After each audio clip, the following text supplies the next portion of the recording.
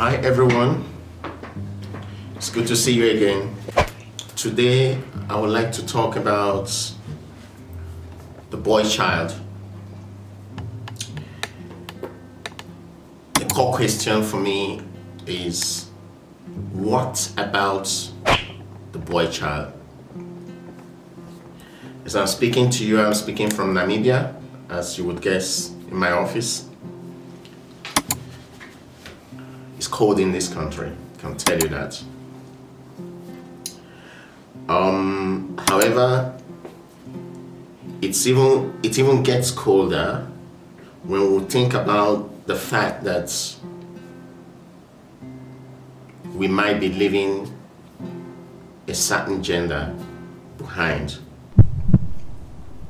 A lot is going on with regards to empowering, emancipating, and supporting women, particularly all women, the girl child,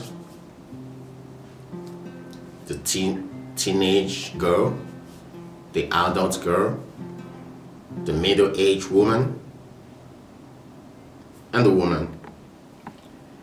And as you all would know, Namibia, in comparison to many, and speaking from a political standpoint, is doing great. In terms of women representation, it's all over the internet when you check it. In fact, yesterday I was going through a particular clip on, I believe, TikTok, where it is said that our president in Namibia, our woman president, is the first in Africa. I'm not sure if that is entirely true, because I do know that Liberia has had female presidents, and perhaps Tanzania, and maybe one others. But the point I'm trying to make is that the fact that it's being presented that Namibia's female president or woman president is the first in Africa reflects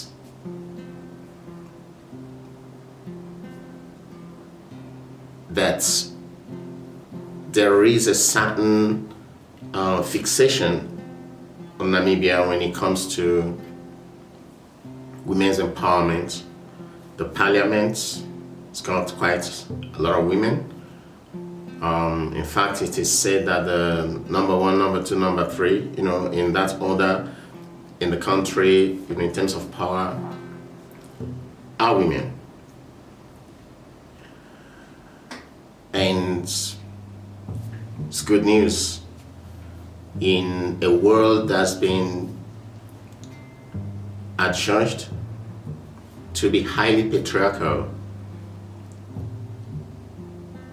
from both a social and political standpoint.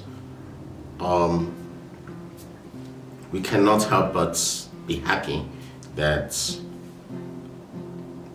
in some places, in some areas, in some countries, and different parts of the world, efforts to empower the girl child or the woman, it's being pushed, both as an international agenda, social agenda, political agenda, and of recent, an environmental one. So, to cut the long story short, the big question, as I mentioned earlier, is what about the boy child? And I'm gonna start with a reference to a recent video I watched of the parliamentary session of Namibia, where Professor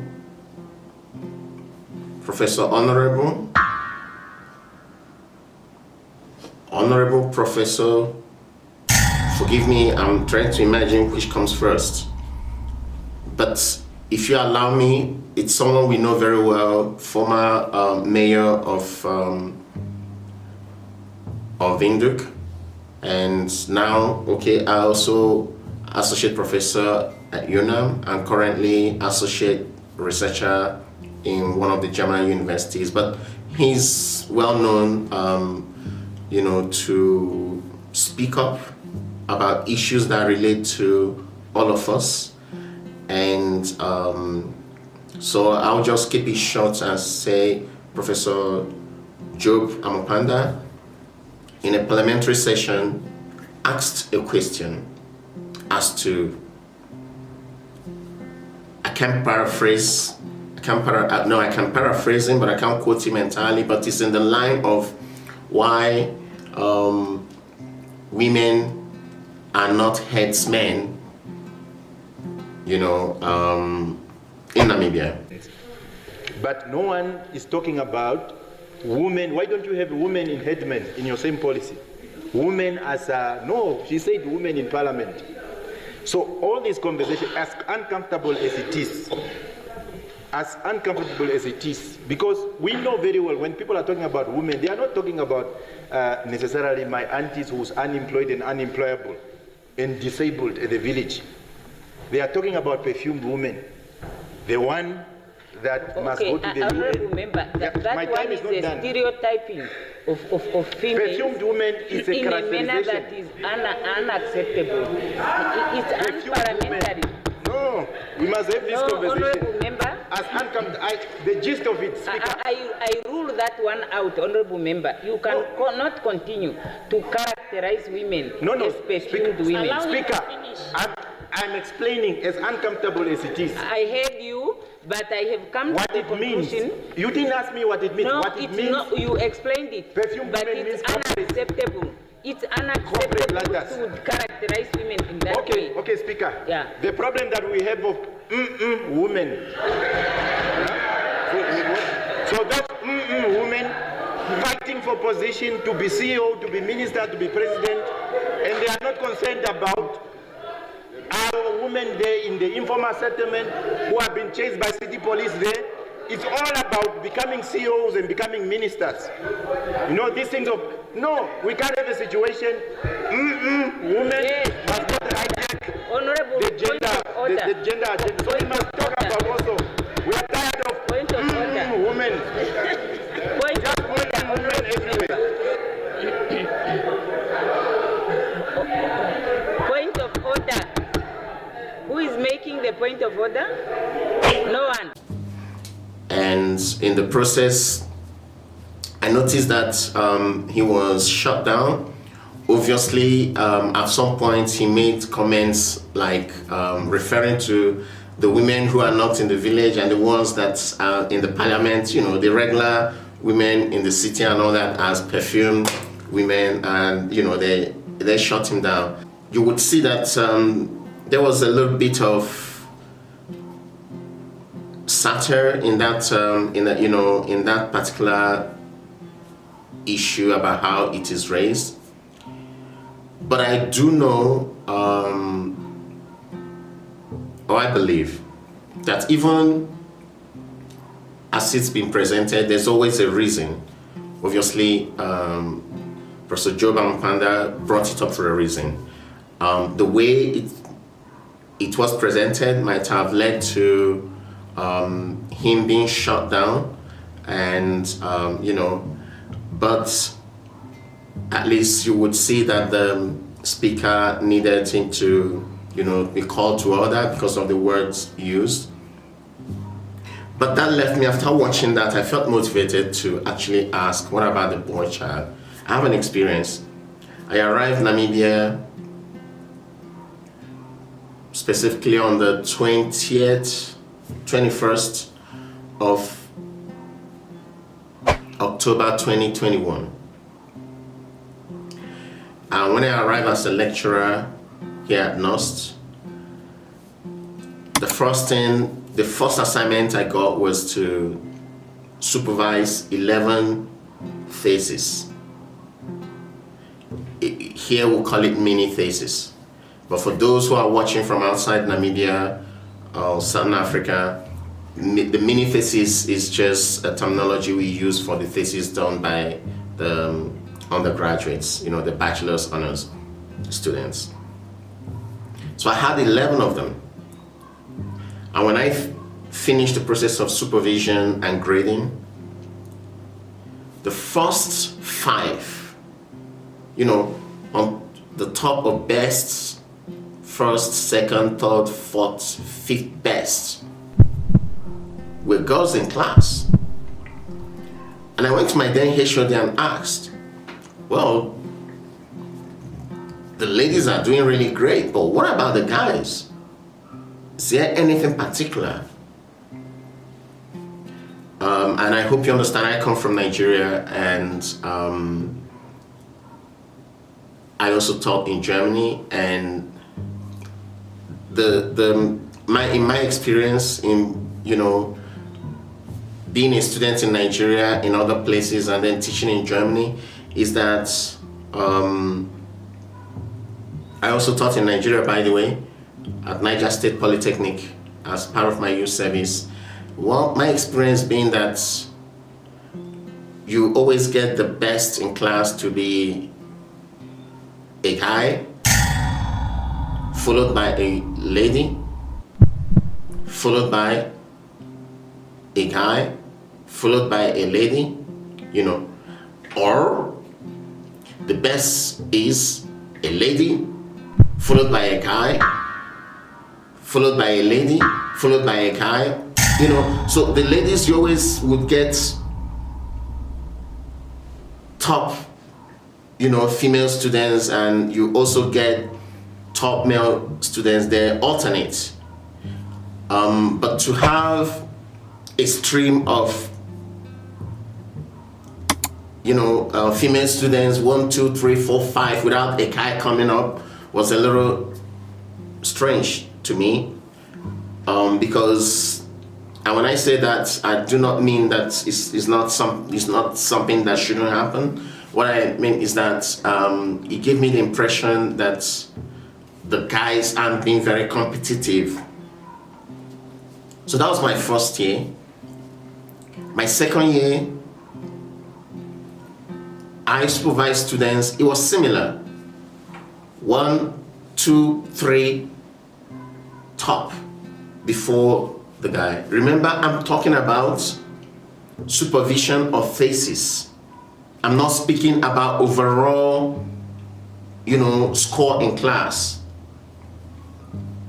And this is the reason I have to talk about thesis, because when it comes to thesis, that's where as a professor, that's where I'm able to relate to a student's analytical intelligence, critical intelligence, ability to manage time, independent work, because a thesis in itself is a project, as well as the intellectual capacity of the student. So all of this is always a package that is possible for me to weigh and actually assess all at once in an individual when I'm dealing with a thesis. So the third year, 1, 2, 3, I'm like, what's with the guys? Because I see them in class, and the fourth year, the same. Then there's another thing that I also figured out as part of this experience being in class. Whenever I start a class, and I have this class where I normally would have about 120 students, sometimes 130. It's Lanthanius systems. So you would imagine, so because of land tenure systems, because I teach land subjects, that's why Professor Job's statement caught me, because the headsmen are usually it's the institution that supports the management of communal land in Namibia, depending on where you are. So in this class, land tenure systems, whenever I start the class, I would normally begin with, we voting a class leader. So I always make that suggestion. Who's gonna be the class leader? Who's gonna be the class rep, course rep? And only the girls would raise their hands. I'm like, what about the guys? You all don't want to lead? And they'll be like, looking at the situation, sometimes looking confused, few dismissive. And I would always make it a point of discussion as to why. And then I would insist, a guy must be part of this. There's no way, this is not a ladies' class, it's a ladies and gentlemen's class. And I would always have to struggle to support a guy to come out and contest the class elections. In fact, many a times, most of the guys even vote the ladies. The guys never get any votes. And I will speak to my colleagues about this, because something that to me is worrying. One is the fact that in terms of the capacity to research and put out what's been taught by the lecturers, if you take my assessment to be representative, it always shows that the ladies lead 1, 2, 3 in that order. And then now when it comes to engagement in class, the ladies also lead. And I've done these experiments, experiential one, for the past 3 years. In fact, the last year, I walked into a class, insisted that we have to vote in a class leader. Only 2 ladies raised their hands. I decided to ask the guys, what's with you? You just want to be led, or you just want to participate in leadership, or you just don't want to lead?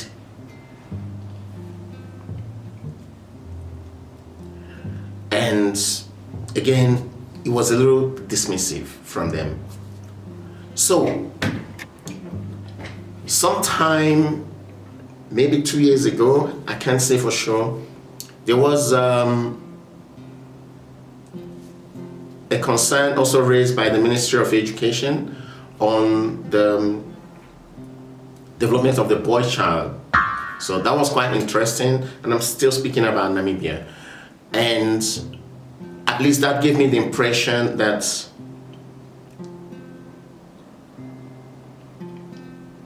even the government was beginning to sense that there is something not all right. In my work as a professor and someone who came in here in Namibia at NOS, I built a research group. I established one, a group of young chaps that I work with, do research with them. They support me in my academic work, and I support them in their growth. Because my criteria for, picking research assistants was based on the best in my class. It just turned out that I ended up building a group of young ladies that I have to work with. And sometimes people would ask, how is it that all your research assistants girls, I'm like, well, they are the best.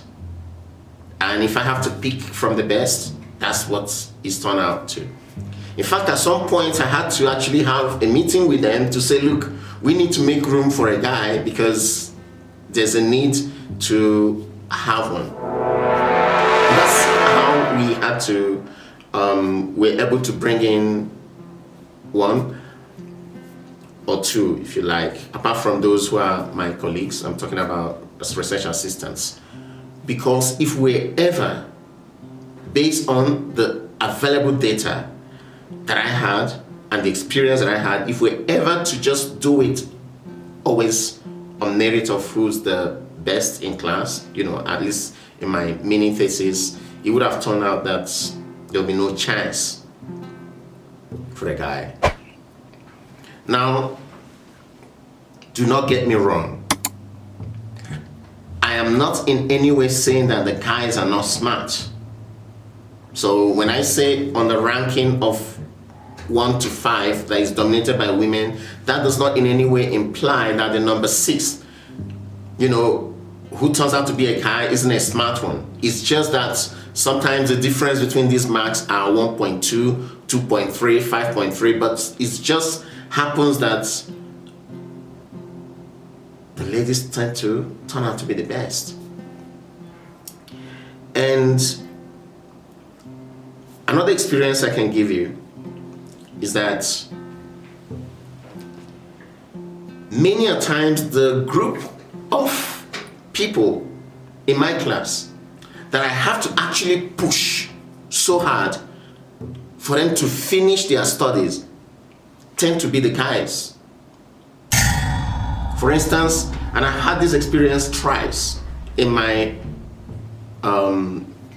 nearly 5 years of being here, where to submit a mini thesis. Some students miss deadlines, you never hear from them, and then suddenly you check the records. This person should be actually graduating. Why isn't this person able to finish the thesis? And I'll call them up. My experience starting from 2021 is that I called one of my students, a lady, and I said, look, you didn't submit your mini thesis. What happened? And she said, that she was pregnant and she just delivered a baby 8 days ago, and because she was having a hard time with the pregnancy before the delivery, so she couldn't focus on the mini thesis and couldn't complete the work. Then I said, okay, but you've missed a deadline now. I'm still willing to give you 7 days, because when I checked the records, she already submitted, out of 5 chapters, she has submitted 3 chapters. And I said to her, your records seem to be very clean and it's just the mini thesis. So if I give you 7 days, would you be able to submit? And she said she would appreciate that. And so I said, okay, in 7 days, can I have a draft of the complete thesis so that I'm able to assess it, review it for final submission? In 6 days, I got a submission. I reviewed it, did what was necessary to do. Oh, don't forget, I also had to check whether she used AI or whether she copied from somewhere. So I did plagiarism check. Already NOST has the Turnitin to check similarity, similarity percentages and things like that. So it was well vetted, and she actually did it herself. And to be sure, I called her to talk about the thesis, and she was able to speak about it. So she submitted. Similar experience with a guy in the same class. In fact, 2 guys in the same class. They need submission. I call them up like I called the lady. They said they couldn't do it. I said, why? I pushed and I pushed. Gave more time. You know, they just couldn't. So this has been my experiences, you know, as if I'm like, what is going on with the boy child? What is going on with the guys? So back to the crux of the matter. When Professor Mupanda raised his question about women, let's just call it out what he was trying to imply, that we are supporting or giving support to women to be ministers, politicians, CEOs, but that's how come we're not supporting women to be headsmen in the village? And if you allow me to add, the taxi drivers, I mean, there are too many men taxi drivers, we need more women around. Bricklayers, there are too many men bricklayers, we need more women around. The only area, low jobs, where I think that the women are competing somewhat favorably with the guys are in security jobs. Other than that, many of the other tough jobs in the country are left for guys. And I think the issue he raised is very valid. It's highly legitimate. It is something we all need to look into, if for no other thing, for one reason. High unemployment in the country demands that wherever there's opportunity for people to work, they should go there and work. Whether it is being CEO of a company, doing startup, being headsman in the community, being taxi driver in the city, this and many others, being cleaners, you know, they deliver services that make the economy to move. So, what about the boy child? Because it appears that we are giving support to women not as much as we are giving to the men. And in a world where nobody should be left behind, it just makes sense that we should treat men and women equally. That's all. Treat men and women equally. Treat them equally the same way that feminists and non-feminists and whatever you want to call women empowerment activists. Oh, by the way, I'm one. We keep asking for equality between men and women, but it appears that the focus of that equality is always that if men are here, women should go and be equal with them here. But if men are here, we do not say that women should also come down to be equal with them. That is something that we should look at. So, there's been some work done on this, but let me just cite a few, and that will raise some questions. Sometime as far as 2017, there's this policy brief written by Professor Paul Wanderi, and this policy brief is entitled, "What About the Boy Child?" And it's based on 20 years of participating in public policy. And Professor Paul Wanderi asked this question. First, he identified that it is easy to overlook the experiences of the boy or boy children, and that even in academia, literature from many places suggests that there is disproportionate emphasis on the rights of the girl and that of the boy. That means we try to say that the emphasis is geared towards the rights of the girl and not that of the boy. And he raised this issue that the imbalance is definitely in favor of a particular gender, So, and the bigger question then that he asked is, why should the boy child of today suffer because historically the girl child was marginalized? It's a big question. I'm asking you the same question. Why should the boy child of today suffer just because historically the girl child was marginalized? Why should one gender suffer even in a world where we say leave no one behind?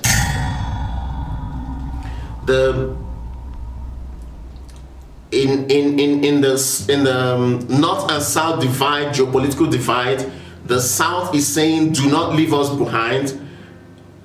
In the gender divide, women are saying do not leave us behind, but leaving behind has now led to, depending on which country where you're in, a situation where the standards are not the same anymore.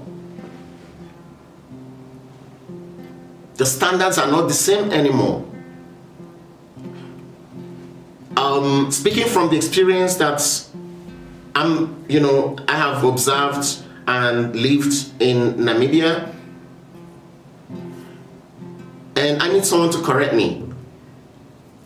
My experience is that the Namibian woman or the Namibian girl hustles, gets in there, do things to make money, gets in there, do things to take care of, as we say in West Africa, pikin, the baby.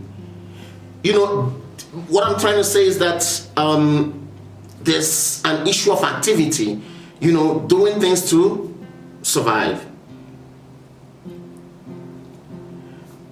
And there's affirmative action as well. I've been in panels, not only in Namibia, also in Germany, where the best guy was not accepted because the third best lady had to take the job. Now, could that be why the guys don't care anymore? Or are we parents giving too much focus on our girl child and leaving the boys behind? Or is it just the system such that raising the issue of women being heads, women in the in our communal areas isn't something that is easily debatable and accepted? It's an insult. But if we go to the same places, the woman can be a princess. She can, be that. So what exactly are we doing with the chaps? I'm talking about the boys. Because the last time I checked in Namibia does not, in comparison to many other African countries, the gender gap is not that wide. And like I mentioned, the Namibian women seem to be very proactive, focused. Within my very small little sample, more than the man. But that's the social sample and the educational sample. But when you look at the history of Namibia, it's a place where there was freedom fight, and all hands were on deck in this freedom fight. I'm not talking geographically. I'm not speaking racially. I'm just speaking in the sense that those group of people in Namibia under apartheid, did I pronounce it correctly? Okay, because I hate that word, to be honest, apartheid. One of the worst things that ever happened to humanity. So under this regime and colonization, the group that fought for the independence of the country, and I hope you don't misunderstand me, there's a group because there was a group that didn't want it to happen. So that group that fought for independence, when you come within this group, all hands were on deck, men and women. They went to exile. There was division of labor. They had to do what they had to do. And I think that at independence, they felt that all hands should be on deck, men and women. And because of that, you have active men and active women, and you can go back. We talk about our woman president. When you go back, I'm sure she had something to do with liberation fight, because she's obviously from SWAPO. And so what you see in Namibia today is a consequence of a people who, by way of their liberation fight, had all hands on deck, and all hands are reaping it on deck. That is different from other countries where it is already patriarchally divided and accepted and envisioned that the men are above the women. However, in Namibia, we still apply the same measures as it is in international development, in conventions, to empower the girl child. Why should the boy child of today suffer because the girl child was marginalized? Why can't those two work together? Just support the boy and the girl. Aren't we also creating disparities that would need future rectification in the process? The focus on the girl child, which leaves the boy child behind, also means that in the future we might find ourselves, when we now understand that the boy child has been left behind, we now also begin to struggle to create or fill the gap that has already been caused, or the disparities are already because of the focus on the girl child. So why can't these two be done together? Both boys and girls need to be educated and mentored. Both boys and girls need to be supported. Both boys and girls need to be taken care of by the state, by the parents, by the society, by the community, by any system that has been put in place to allow for the growth of humanity. Why can't these two work together? Oh, I just remembered. There are people there who definitely would say, hey, you are being too, what do I call it, bilinear. You're being too black and white, boy and girl, because there are amongst us today those that are in one, boy and girl, those that do not accept to be boy and girl, and those that have ascribed their own, created their own identity, invented their own identity as to how they want to be understood, viewed, and identified. Forgive me, you know, it brings a lot of complexities. So I guess for you not to misunderstand me, the boy and girl allows for easy expression. However, I hope you also would appreciate my use of leaving no one behind. So whatever gender anyone ascribes to themselves, whatever situation they ascribe to themselves, please, what I'm trying to say here is, if we can simply focus on leaving no one behind, everyone will benefit. Both the boy, both the girl, both the female boy, both the male girl, you know, whatever way it is. Yeah, that's just the point I'm trying to make. And yeah, but please do allow, you know, the expression, the easiness with which boy and girl, you know, allows me to present my point.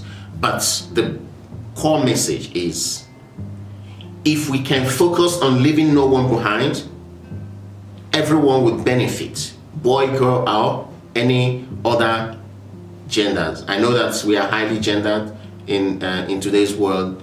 That's the message. So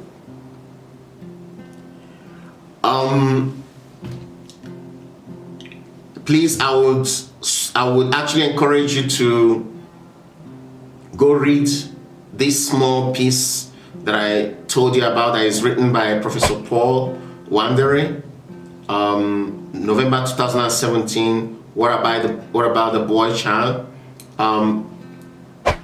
Because he also mentioned that we will be going wrong as a country, as a region, if we give much attention to the girl child and forget that tomorrow will come when we will need the boys to become men. There's also a need for more men to come out as mentors for the boy child, for more women to come out as mentors for the girl child, to guide and teach them what is expected of them as they grow up into men. After all, as he put it, all we need is each other. We need each other to build a healthy nation. So I'd like to thank everyone who's been listening. All I have said here is, let's treat the girls as we treat the boys, and let's treat the boys as we treat the girls. Let's not misconstrue women's empowerment or girls' empowerment to mean that it has to be done at the expense of boys' disempowerment. Let's understand that when we create a girls' empowerment scheme, there should be a boys' empowerment scheme too, correspondingly. And if we do not want to be having two empowerment schemes, let's just have one empowerment scheme, which is the empowerment scheme for the child, where the boy would grow, the girl would grow, and all other genders would grow. Thank you, and I hope that if you know what we have to do, please leave some comments in the comment section. I appreciate that. Thank you, and please share with everyone to subscribe to my eChibu's Outbox. Thanks.